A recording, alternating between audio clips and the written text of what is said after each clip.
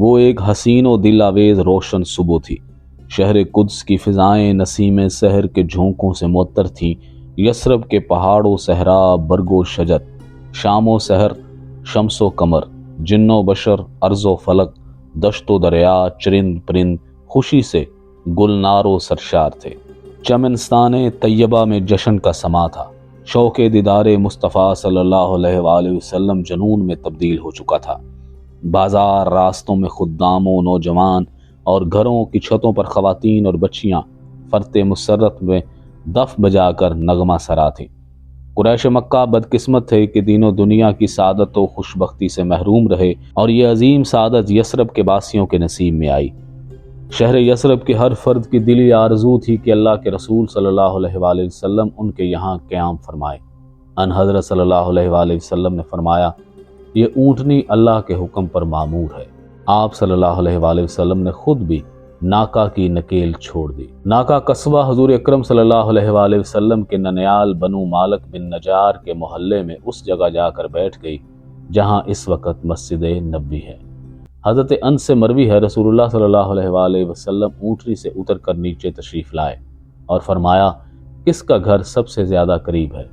حضرت ابو ایوب انصاری رضی اللہ تعالی عنہ جلدی سے آگے بڑھے اور عرض کیا، یا رسول اللہ صلی اللہ علیہ وآلہ وسلم، یہ ساتھ ہی میرے گھر کا دروازہ ہے۔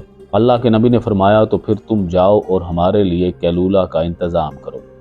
ابو ایوب انصاری رضی اللہ تعالیٰ عنہ نے عرض کیا، آپ صلی اللہ علیہ وآلہ وسلم تشریف لے چلیں، اللہ برکت عطا فرمائے گا۔ چنانچہ سرکار دو عالم صلی اللہ علیہ وآلہ وسلم کی میزبانی کا شرف حضرت ابو ایوب انصاری کے نصیب میں آیا۔ حضرت ابو ایوب انصاری کا مکان 2 منزلہ تھا۔ انہوں نے ان حضرت صلی اللہ علیہ وآلہ وسلم سے بلائی منزل پر قیام کی درخواست کی۔ آپ صلی اللہ علیہ وآلہ وسلم نے فرمایا، میرے پاس ملاقات کے لیے لوگ آتے رہیں گے، میں نچلی منزل پر ہی رہوں گا، تو سب کے لیے آسانی رہے گی۔ چنانچہ آپ صلی اللہ علیہ وآلہ وسلم نے نیچے ہی قیام فرمایا۔ حضرت ابو ایوب انصاری دونوں وقت آپ صلی اللہ علیہ وآلہ وسلم کی خدمت اقدس میں کھانا لے کر حاضر ہوتے، اور آپ جو کھانا چھوڑ دیتے وہ حضرت ابو ایوب انصاری اور ان کی اہلیہ کے حصے میں آتا۔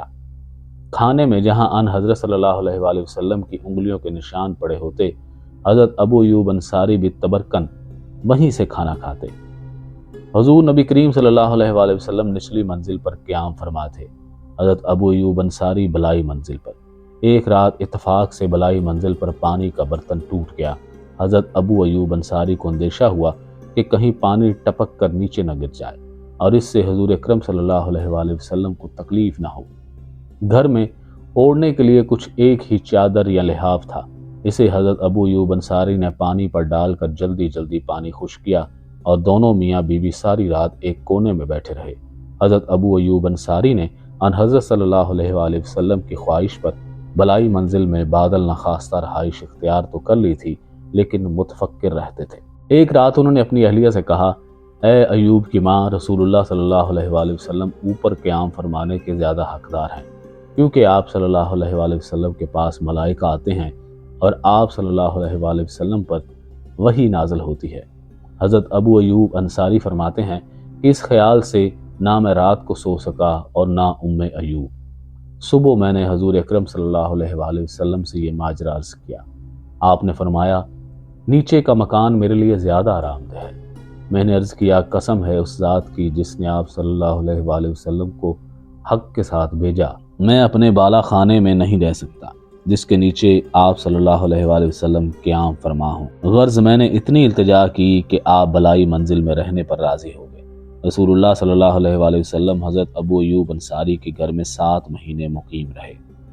حضرت ابو ایوب انصاری کا نام خالد بن زید اور کنیت ابو ایوب، سلسلہ نسب یوں ہے: خالد بن زید بن کلیب بن سالبہ بن عبد اوف خزرجی، ان کا تعلق قبیلہ خزرج کے خاندان بنو مالک بن نجار سے ہے، جو حضور اکرم صلی اللہ علیہ وآلہ وسلم کے دادا جناب عبد المطلب کا ننیال ہے۔ یہ خاندان انصار کے تمام قبائل میں ممتاز حیثیت رکھتا ہے۔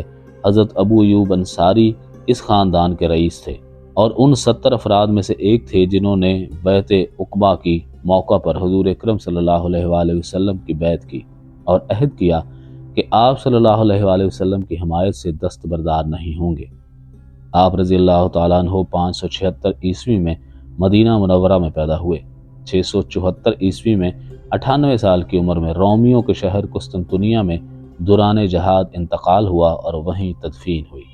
مسجد نبی کی تعمیر کے دوران حضرت صلی اللہ علیہ وآلہ وسلم نے مسجد سے متصل 2 حجرے تعمیر کروائے، ایک ام المومنین حضرت سودا کے لیے اور دوسرا ام المومنین حضرت عائشہ صدیقہ کے لیے۔ ان کے ساتھ ہی غریب مہاجرین کے لیے صفا کا چبوترا بھی تعمیر کروایا، جس پر بے گھر صحابی دن رات قیام کرتے۔ حضور اکرم صلی اللہ علیہ وآلہ وسلم حضرت ابو ایوب انصاری کے گھر 7 ماہ قیام کے بعد اپنے گھر منتقل ہو چکے تھے، لیکن اکثر حضرت ابو ایوب کے گھر قیام کے حسین دنوں کو یاد فرماتے اور ان کی خدمات کا بڑی محبت سے ذکر فرماتے۔ آپ صلی اللہ علیہ وآلہ وسلم کا حضرت ابو ایوب اور ان کے اہل و عیال کے ساتھ بڑا گہرا دلی تعلق قائم ہو گیا تھا۔ ام ایوب اصرار کے ساتھ آپ صلی اللہ علیہ وآلہ وسلم اور ازواج مطہرات کی دعوت کرتی اور کھانے کی بہترین اشیاء دعوت میں پیش کرتی۔ ویسے بھی انصار مدینہ کی مہمان نوازی پورے عرب میں مشہور ہے اور یہ مدینہ کا طرہ امتیاز ہے۔ ہجرت کے بعد حضرت صلی اللہ علیہ وآلہ وسلم نے انصار و مہاجرین کے درمیان بھائی چارے کا رشتہ قائم فرمایا اور حضرت انس کے گھر پر انصار و مہاجرین کو جمع فرما کر یہ فریضہ سر انجام دیا، جبکہ حضرت ابو ایوب کے مہاجر بھائی یثرب کے سب سے پہلے معلم و مبلغ حضرت مصعب بن عمیر کو مقرر فرمایا۔ حضرت ابو ایوب انصاری نے 2 ہجری میں شروع ہونے والے غزوات کے سلسلے میں بھرپور حصہ لیا۔ غزوہ بدر، غزوہ احد، غزوہ خندق اور بیت رضوان سمیت تمام غزوات میں حضرت صلی اللہ علیہ وآلہ وسلم کے ہم رکاب رہے۔ رسول اللہ صلی اللہ علیہ وآلہ وسلم کے وصال کے بعد بھی اپنی زندگی کا تمام تر حصہ اللہ کی راہ میں جہاد کرتے ہوئے گزارا۔ سیدنا ابو بکر صدیق اور سیدنا عمر فاروق کے دور خلافت میں ہونے والی جنگوں میں بھرپور حصہ لیا۔ حضرت عثمان کی شہادت کے بعد آپ مسجد نبوی میں نمازوں کی امامت فرماتے رہے اور لوگوں کو انتشار و بد نظمی سے باز رہنے اور امن و امان برقرار رکھنے کے لیے واعظ و نصیحت فرماتے رہے۔ حضرت عثمان کی شہادت سے عالم اسلام لرز کر رہ گیا تھا۔ مدینہ منورہ پر باغیوں کا قبضہ تھا۔ افراتفری، بغاوت اور انتشار کے ان نازک ترین لمحات میں مرکزیت اسلام کو بچانے اور وحدت المسلمین کے تحفظ کے لیے صحابہ کرام کی نظروں میں صرف ایک ہی شخصیت داماد رسول حضور اکرم صلی اللہ علیہ وآلہ وسلم کے چچا زاد بھائی اور فاتح خیبر شیر خدا سیدنا علی المرتضیٰ کی تھی، جو فہم و فراست، حکمت و دانائی اور بہادری و شجاعت کا خزینہ تھے، جن کی افضلیت، لیاقت اور تدبر میں کسی کو شبہ نہ تھا۔ اللہ کے نبی نے فرمایا، میں علم کا شہر ہوں اور علی اس کا دروازہ ہے۔ شمع رسالت سے اس قدر گہرا تعلق اس بلند مرتبہ ہستی کو نصیب ہوا، جن کا نام سیدنا علی المرتضیٰ بن ابی طالب تھا۔ میزبان رسول اور بزرگ صحابی حضرت ابو ایوب انصاری دیگر صحابہ اکرام کے ساتھ حضرت علی سے اصرار کرتے رہے۔ سیدنا علی المرتضیٰ نے پہلے تو منع فرما دیا کہ میری طرف سے اجازت ہے، جسے چاہو خلیفہ بنا لو، لیکن پھر امت مسلمہ کو مزید انتشار اور خون ریزی سے بچانے کے لیے آپ رضی اللہ تعالیٰ عنہ نے یہ ذمہ داری قبول فرما لی۔ حضرت ابو ایوب انصاری سیدنا علی المرتضیٰ سے بڑی عقیدت رکھتے تھے۔